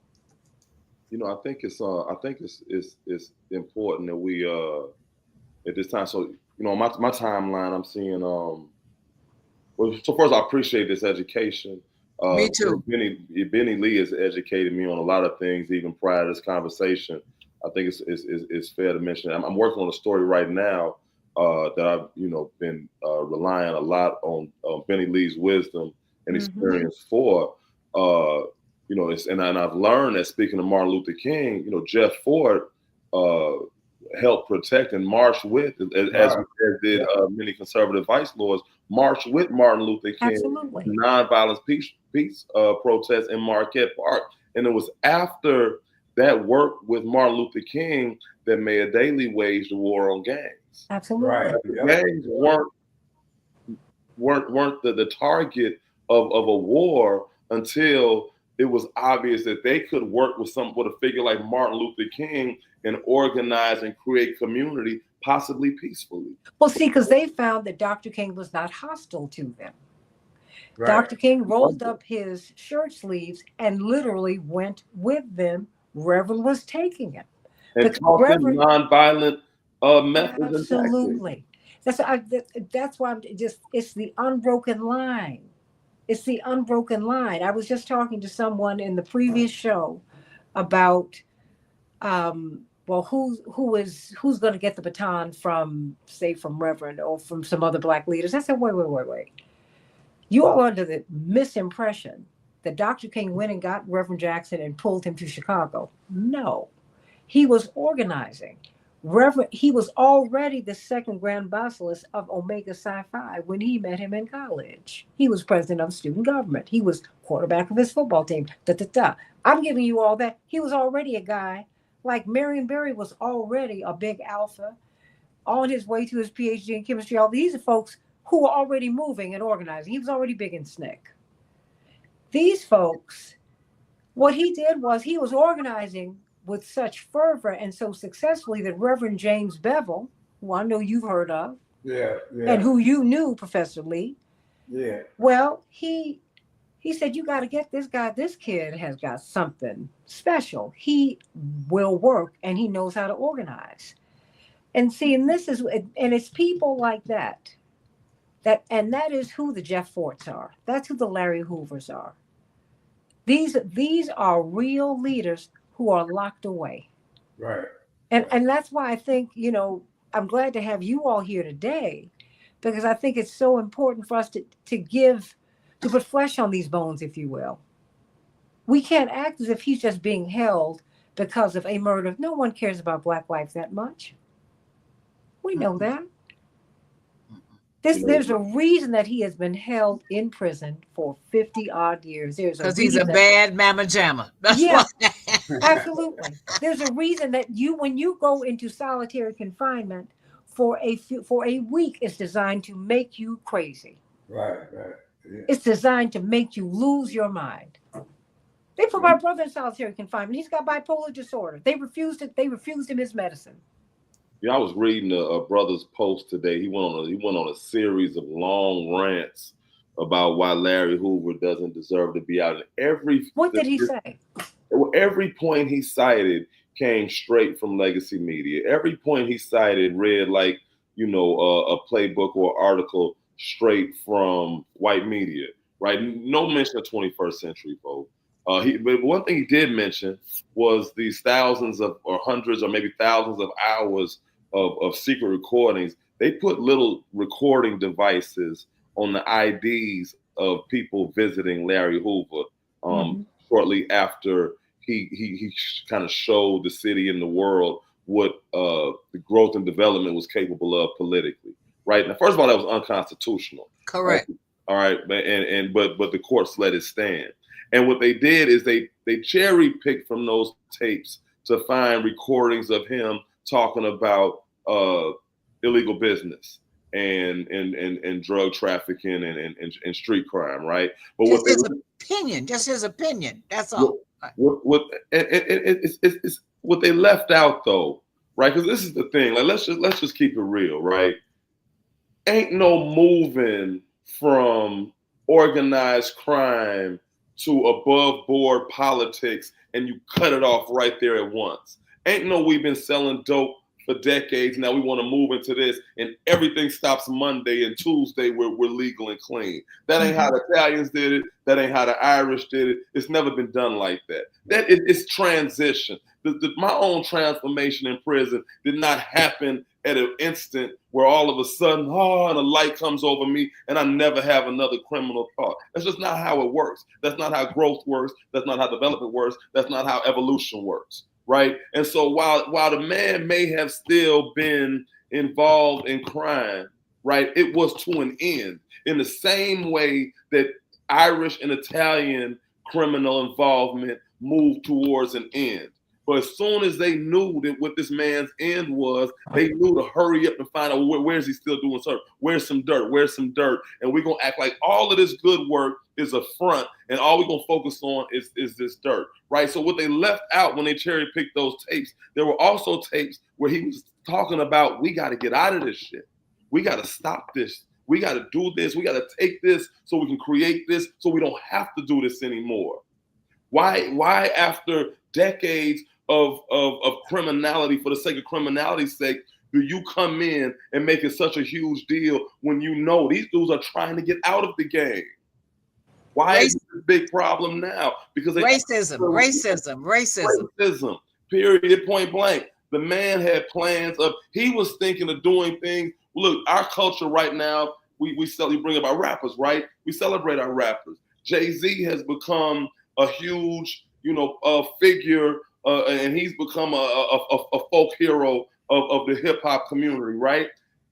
Larry Hoover was talking about doing 9 out of 10 of the things that Jay-Z gets praised for doing back in the 80s and 90s. He said he realized our community buys gym shoes. We need our own gym shoe line. We need our own clothing line. We need to have our own record label, our own artists. We need to be promoting our own music. We need to be promoting anything that we consume. We need to produce. He was thinking this in the 90s, late 80s, and they saw that he was ahead of his time. And so everything that we've seen, the likes of your Jay-Z's and whatnot doing, who've become and mind you, and it's no slight against Jay-Z, I respect him, but mind you, he can freely talk about how he once sold crack and he celebrated. He just didn't get caught. But he's also, if I may say, he's also sponsored. I love Jay-Z. I think he's a great artist. That having been said, he's someone who's been presented to us, not someone we sent to them. And he's also someone who has not tried to organize and mobilize. That's my point. Political progress. See, Sugar Hill Gang, when Sylvia Robinson owned Sugar Hill Records, and when we owned these record companies, we talked about white lines. We had party music. And that is to say, these were anti-drug songs. You remember when Russell Simmons went over and because because we lost our record companies. And we then got black-headed production companies. And we have seen a collapse in the culture ever since then. So, because these folks, now the Harvard study is coming out. This was commissioned by Clive Davis to find out about how the white record industry could make inroads into black music. Then they targeted Stax Records, not Motown. We got to target Stax because they've taken gut bucket black soul music and they've taken it mainstream. That's a really, really tough trick to pull. Plus, he was so heavily involved in the civil rights movement, half of our staff, Breadbasket and Push staff came from Stax. They were coming from Memphis almost every week. They took him out. Chicago was one of the last major cities for crack to hit because of Larry Hoover and Jeff Ford. Yeah. Okay. Once they realized what that was doing, they made a point like, no, we don't want that in the city. And we got to get him off the streets, right, Johans? They didn't want crack to get to the streets. They were already in prison. No, I'm saying so we got to get Larry Hoover out of here. Yeah, exactly. Correct. Exactly. Correct. Silence him. Exactly. See, no, but that's what I'm trying to get behind, because I know there's a story behind the story. Because I've seen the people, I can only imagine what people say, the criminality, da, da, da. I mean, they don't do drug busts on college campuses. And heaven knows when you walk up to a dorm, you smell marijuana all over the place. You know that. I mean, what? I went to college. I get it. Trust me. I never forget when I was selling a whole lot of weed, and my plug, my supplier was a white boy from Cicero, and he picked me up from the east side, from over east, like 73rd, and he picked me up from over east one day, and he's bringing me a bunch of marijuana. This is when marijuana. This was the 90s when marijuana was very illegal, and he's riding, and his music's loud. He's been drinking and no seatbelt on. And I'm like, dude, put your seatbelt on. What are you doing? He's like, relax, it's nothing. I'm like, I'm paranoid as hell. And they pull us, and we get pulled over, and they put flashlights in our face, and they're like, what's going on here? And now this is way before you would see white folks on the east side of Chicago, right? And the only white folks you see on the east side of Chicago was mailmen and police, if mailmen, right? And so the police got flashlights in our face, and they asking him, "Are you okay? Are you okay?" And he like, "Yeah, I'm okay. I just picked my friend up. We're going back to Hyde Park, whatever." And they wind up letting us go. And the white boy is shocked. He's like, this never happens to me. He's like, all my friends always have crazy amounts of drugs on them.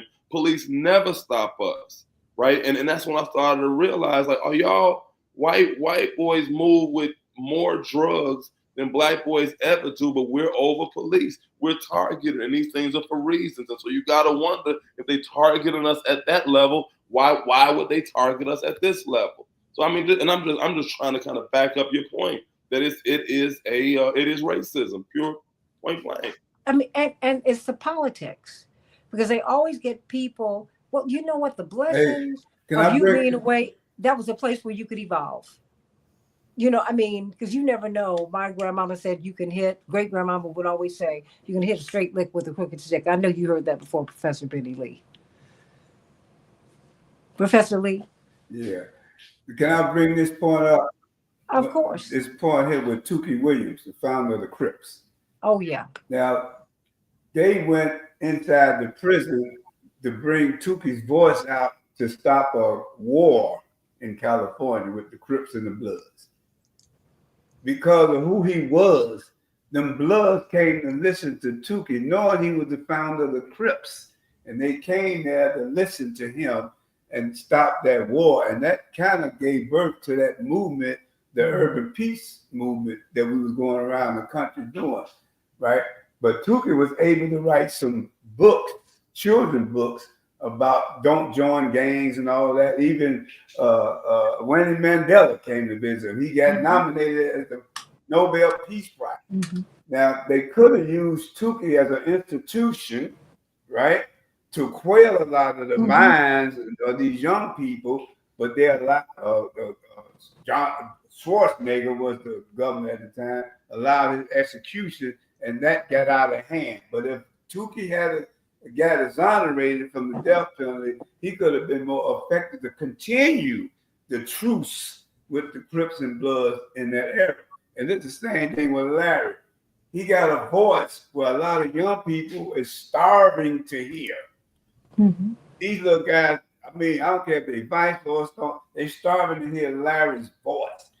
Larry could be used to quell a whole lot of stuff that's going on, and they know that. But maybe they don't want that. They don't want it. That's why they want to keep them suppressed, and they want to teach even some black people never trust young. Okay, wait a minute. You went back out.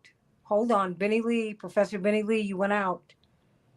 Oh my goodness. Oh, damn. Professor Benny Lee has gone out, but we're going to get him back. Professor Lee, we couldn't hear you, but we're going to get him back up. Johannes, I want to pick up on that point. Oh, Professor Lee? Okay, we're going to get him back. Pick up on the point because I'm convinced, and you call it my paranoid movement background. Sometimes people don't want you to get well. Well, You know, because I mean, look, I mean, Gary Webb came to push. You know, the San Jose Mercury reporter who committed suicide with a hand he doesn't use. Okay, who codified that the intelligence communities dropped the crack in the Black community. And they threatened to kill him, and everybody believes that that's what happened. And it's like this, it's been purposeful. To me, it's been purposeful. This is not accidental. Well, I mean, you look at where investment goes, right? I mean, you know, it's you know, you look at how they put you know, toxic waste sites in Black communities. Mm-hmm.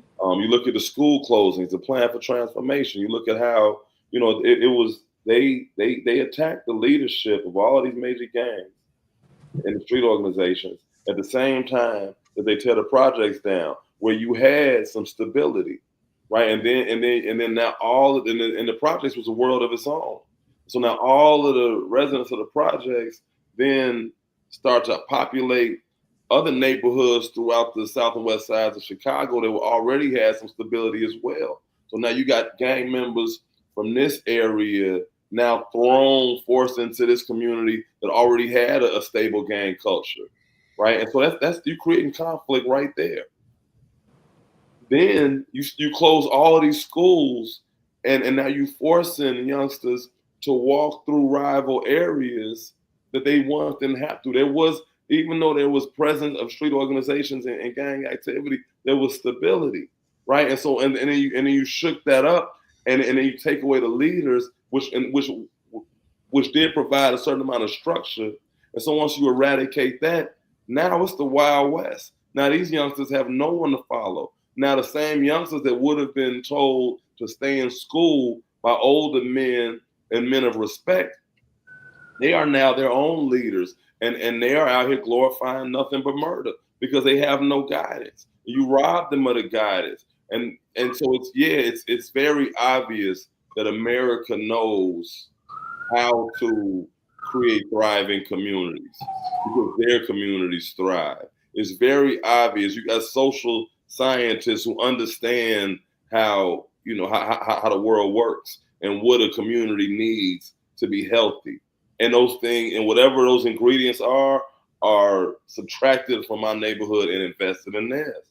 You look at the Panthers, it's very obvious that when you have had movements towards positivity for Black communities, is it some sort of coincidence that Fred Hampton is murdered in his sleep?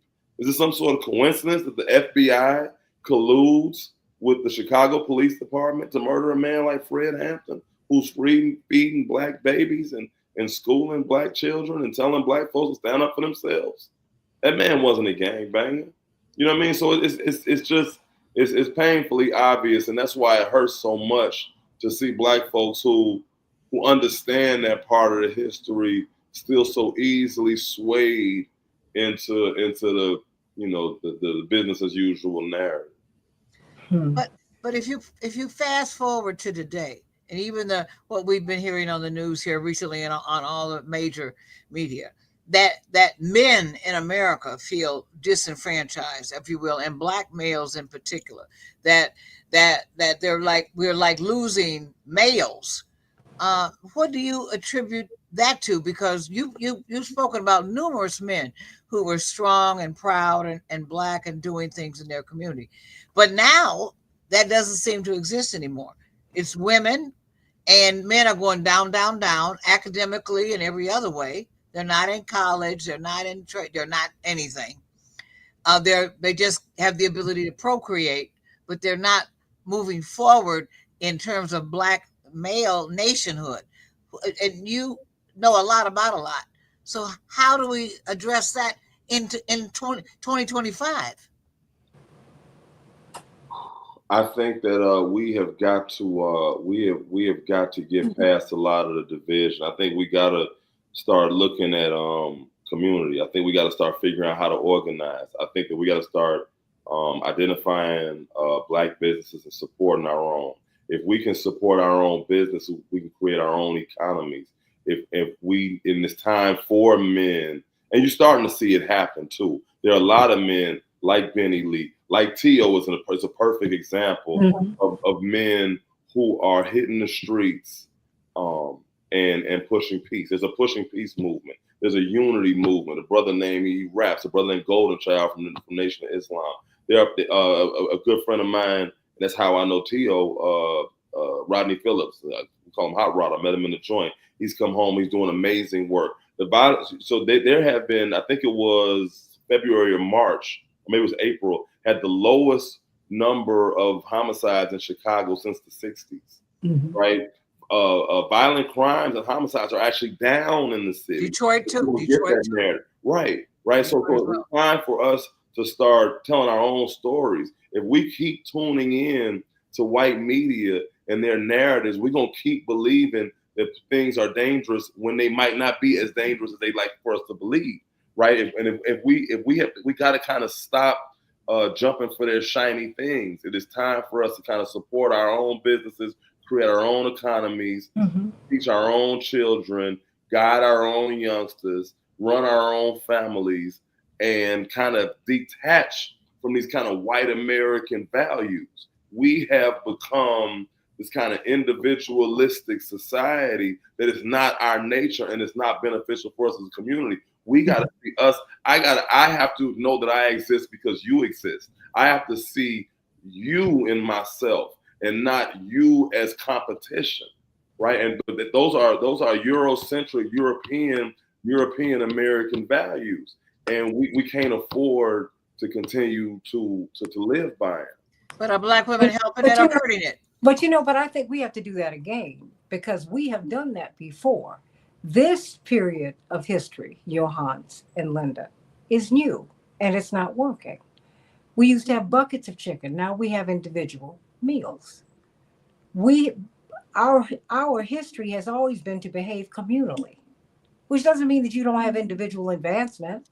Some people will do better than others, but the baseline, no, everybody eats. Everybody has a decent place to live.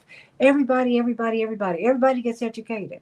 You know, in segregation, certainly I believe that everybody ought to be able to have the option to live wherever they want to live and live as they want to live. But one of the things that happened for us at that time was that the school teacher and the doctor, the blue and the white collar and the no collar lived together in the same neighborhood. Houses might have been different, might have been differently outfitted, but we also knew that we were in this together. And we're going to have to go back to that.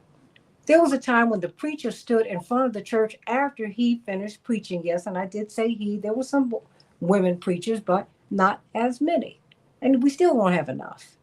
But they would greet all of their congregation as you left the building. Now everything's become our churches have become a show. You know, and we have to make some decisions, I think, about how we really are going to live and how we can thrive, how we can move forward. Because even I know we have been going, you know, Johannes and Attorney Linda Bernard. I mean, Reverend Jackson met Judge Greg Mathis when he was in jail. Because there's not a city or town that my father wouldn't go to where he would have a Push Excel rally or some kind of, he'd go and give a sermon. Because, and he would tell my brothers and then my sister and I do this because you never know who you're going to catch. So many of us go to jail, go to prison, and we forget about folks. Said, That's when you need people the most. Johannes, if your back is against the wall, Reverend is with you all day long. Now, when you get better, he's going to keep on going. But if you really, really are in a tough spot, my brothers, my sister, and I were laughing about that. When we have been at our worst, he has been at his best. And we have to decide not to throw anyone away. And we need to understand the politics of our situation, Johannes. That's why I kept asking about Larry Hoover. Who is he? You know, because people like this, they have something special. That Malcolm He X, does. He does have Malcolm something Little, special. yeah, Malcolm Little had He something definitely special. does. And you know what? In his isolation in prison, gave him a chance to read every book in the library. And he was able to evolve, like you were able to evolve, Johannes. And what'd you say? It didn't happen any moment. It never does. But sometimes in the middle of the night, you see things very differently, and you see yourself differently. So I would beg people, if you know someone or if a loved one has gone to jail or prison, please don't leave them there. It's like when people get to the hospital, you're treated very differently when people see when people know that your family care about you. My grandmother she was one of the people on the food staff at the hospital of the VA in Virginia. And she's the person who'd come and serve you your meals. She said, whatever you do, make sure if someone gets sick, you stay with them in that hospital, because people are treated very differently when the doctors and the nursing staff know that someone loves you. When my brother was in prison, he got a letter from his mother every day and a visit from my father about every week. That's when people need you the most. That's true. And he almost became like a joke in the prison. They were like every day they said, "Okay, Jesse Jackson, you got a letter." He said there were people there who had been there years who'd never gotten a letter, never gotten a visit, ever. You got some of the most special people in the world who are sitting up in these prisons. Well, that's Larry Hoover. No, I'm looking at your aunts. Right. Look at what this Perfect brother example. This brother's got a poster and a Peabody. Not that you needed that to affirm you, Johannes, because you already that before they gave you those awards, before you earned them. Thank you. That's true. I'm glad you got them because it helps other people to see you differently. But you didn't need that for me. I can just listen to you. So we can't throw people away. And I hope that we will fight for him to come home, because there are more Larry Hoovers in there. Johannes, There's a lot. There's a whole lot. And when people come out of prison or jail, don't not hire them. Goodness gracious. So, I've said enough, but I want you all, these final 5 minutes or so. I mean, just what is our takeaway? Because I have to tell you, when I heard that his sentence had been commuted, I had to run to my phone. Wait a minute, what? It's almost like when Mandela was freed. Yeah, I said that. I was like, are you sure? Because I've been hearing about this. He's been in jail literally all of my life. He's been in prison. But he's been very alive, because there's a lot of love out in these streets for him. And there's a reason for that. Not fear. There's a difference, Johannes. There's love for him, because the people have seen him evolve, Johannes. And I think that's where the love comes from. The people have seen him evolve. And that changes things, Johannes.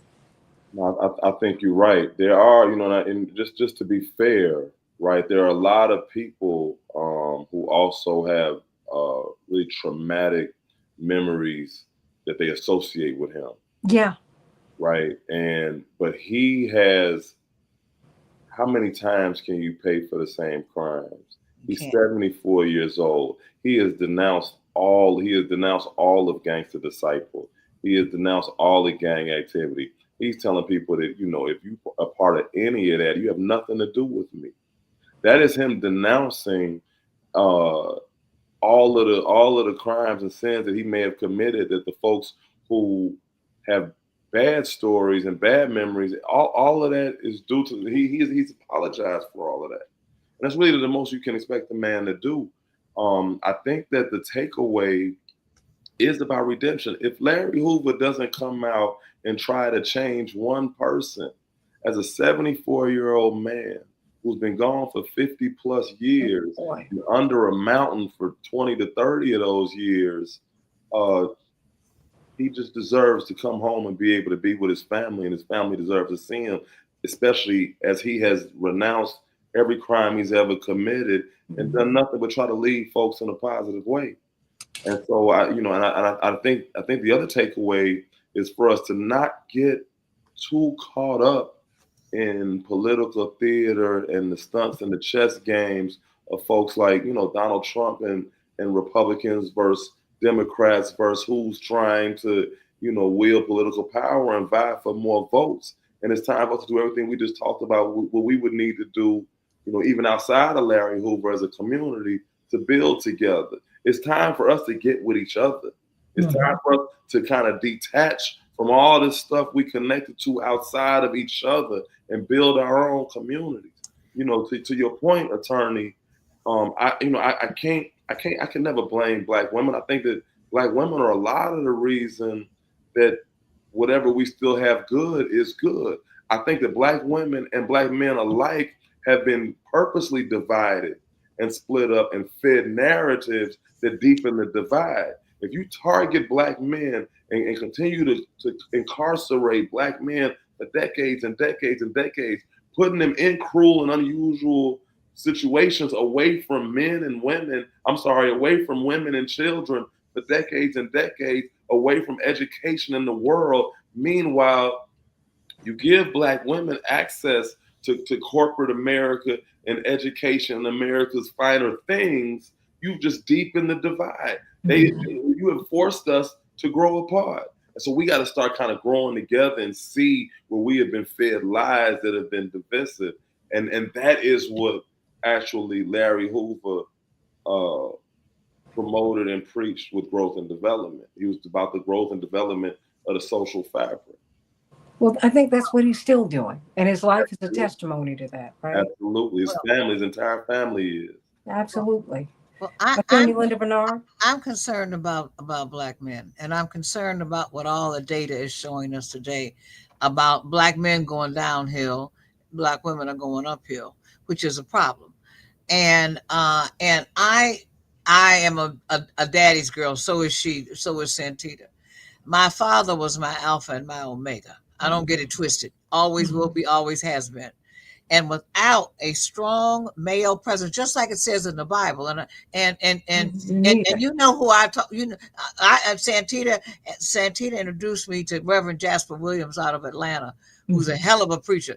And I'm a Catholic, so we don't ever do the Bible stuff like that. But I went to one revival on my mother and my father, and he said, what does the Bible say about men and women? He says, well, the Bible says, of course, that men are in charge. It doesn't mean that women aren't equal. Doesn't mean that women don't have an opinion. Doesn't mean that women shouldn't express themselves. But what he said to me, Johannes, and I've never forgotten it, was that anything in nature that has two heads is a freak of nature. If it's a person with two heads or two bodies, it's a freak of nature. Something has to be in and charge. 3 heads is a monster. Okay, I didn't know that part. Okay, but I remember him saying that. So if we're people of the man is in charge of the family, doesn't mean the woman doesn't, but the man is in charge. And we have gotten so far away from that now that Black men are deteriorating, going down, down, down. And what I think about Larry, I've never met this man. I didn't know about him till you told me about him today. I think that he can bring hope, if you will, and to Black men of all ages, young and old, because he's a man's man. He is nobody's punk, and he's lived his life that way. And just our heroes have been assassinated for the most part and are dead. But this man is a hero in his own right. And I would like to say, and I'm not talking to a lot of people along the fringes today, with ties and suits and yada yada yada.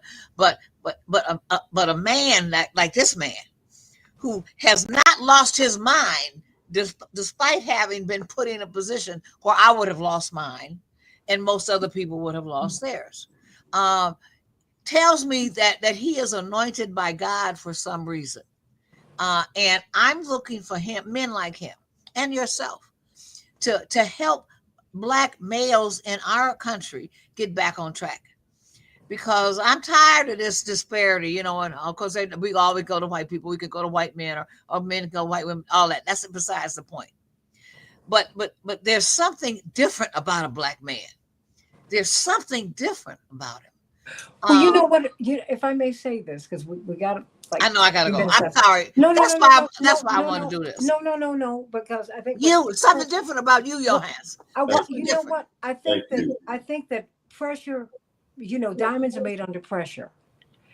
Because when I've seen people who've lived under the boot of oppression, when I've seen white people who come, I mean, some of the strongest, clearest people I've seen come from Northern Ireland because they're living under the boot of oppression. That's true. I mean, I've seen some people come out of oppression, and I think that's what you see. The gift of the challenges of this American and Western experience for Black people is that it's just made us stronger. It's brought out the best in us. And so, and I think that's a gift that we can give to everyone else. This does not tear down anyone else, but we have a lot to learn from Indigenous people because they have had to live under the boot of oppression. Can you imagine the most developed country of the past 200 years was on land that was stolen from them? But they're not Black people. No. But what I'm saying, and Black men. What I'm saying is I'm appreciating everybody, but I also know that Black men have been targeted, and that's why I said I wanted to get more of this man's story and talk about that because it's the politics of this, and I can't wait for him to get out. I'm already claiming that. I think what we have to do, because it is a political time, and Governor Pritzker is a politician who wants something. And we have to let him know, yep, you want something and I want something too. And among the things that I want is for him to get out. Can I ask you a quick question? What does your father think about Larry? I mean, has he said anything? Of course he wants him out. Okay. I mean, the thing is, my father's a Christian minister. I'm going to say this as we go. We believe in redemption. We believe that you can go from the guttermost to the uppermost. He's someone who was completely unwanted when he was born. Completely unwanted by everybody. He was born out of wedlock, the product of an affair. No one wanted him. And out of that experience, he's decided to love people and to never let anyone feel left out. The diamond from the pressure was what, well, that's saying. That's how he internalized his experience. And I'm saying that we should internalize this experience this way. And I want to thank Robert for sharing his story with us today, because I had no idea. You never know what people have gone through. He said he was a D number, not a C number, Johannes. And you know, and you know, and my love to you, correctional officer for the lockdown, you said your wife, and I gotta give him some love. That there was a graduation. Your wife and son graduated. Your son graduated 8th grade. Give him our love. Your granddaughter, we're praying for her. Congratulations. Sending you so much love. And I can tell you, I don't want Father's Day to be a throwaway holiday. Fathers are so important. The men in our community, the men in our lives are so important. And I think that's what you were hearing Attorney Bernard say. Because I can tell you, I have taken so much comfort from the fact that I got a daddy. My takeaway from prom night, Johannes, was that my father was on his way out of town. He didn't even know that my prom was that night. And he's the one who made me go. I didn't care. Honey, I had scholarships to college. I'd done everything they'd asked me to do, and I was good. Give me this 4 more weeks. I graduate. I'm out of here. Boom. He said, no, I don't want you to miss the experience. My father was typically home on a Friday night because he was gone all week, raising money, talking, organizing, to pay staff and to do his work. This particular Friday night, he was going to be out of town, which meant it was a big speaking engagement. My father got to the airport and turned around. He said, I cannot imagine. I heard his footsteps coming down the hall. I didn't realize how much that meant to me until I screamed. My girlfriends were trying to button my dress. I was like, no, that's my daddy. Heard his footsteps and he knocked on the door, baby, can I come in? I said, oh, yes. He said, I couldn't let my baby go to prom without me. And I said, oh, daddy, they're going to be so upset with you. He said, they're just going to have to be upset because I wasn't going to miss this. My That's date was so exactly- handsome and we had a lovely time. But my takeaway that night is that my daddy was with me. You know, it makes That's me. it. Yeah, I mean, this thing goes all the way back to slavery, right? When Mm-hmm. you know the slave master plantation owner would castrate the man in front of his woman and children in order to then scare the woman, so that she then scared the young boys from becoming the strong men their father was, in fear of them growing up to be castrated. And so, yeah, black boys and girls need strong fathers and men and role models, and they also need to see strong relationships between black mothers and fathers more than they ever have. And that's why I just think it's really time to kind of focus on family and community, and then we can kind of get back to engaging with the rest of society after we kind of get our stuff together, you know. Well, we're going to do that. We're going to do something at Rainbow Push. How about that? Okay, let's do it. No, let's get some people together. We're going to have a good time and have a real discussion about how we move forward. And we're going to bring some of these brothers who've been in prison and been in jail, who might be thinking about it, whatever. They have a home there. How about that? I'll say, and I'll leave with this. You know, when I was in prison, it was women that supported me. Guys don't write you in jail. You know, and I don't love them no less. I had guys go to jail. You send me some money. They ain't writing a lot of letters and doing a lot of visits. It was women who sent me poems and sent me letters, and friends and who heard about my situation, and my mother. You know what I mean? And that's who shows up.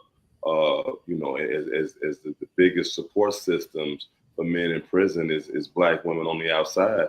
And I never forget talking to a brother who had worked with a minister who did prison ministry. And her story to him, she would come to the prison we were at and see there would be lines of people waiting to come in and visit us. In the visiting room, we had visits on Saturday, Sunday, and Monday. And the visiting room would be packed on Saturdays and Sundays, right? She said when she would go to women's prisons, it would, be 4 or 5 women getting visits every now and then. It would just be from their family, but you got men who would have multiple women visiting them. They have a different woman. Some men had different women every week, right? And women didn't get that type of support. And quite often those women took the charges for men only to sit in jail and not receive visits. So we really got to do something to kind of start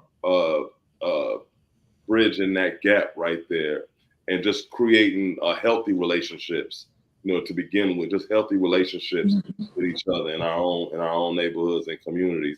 And that's going to take people like yourselves identifying these stories and identifying where white supremacy is trying to tear us apart, so we can know the game that's being run on us. A lot of us, we don't know that we're being taken advantage of. You don't know what you're going to do.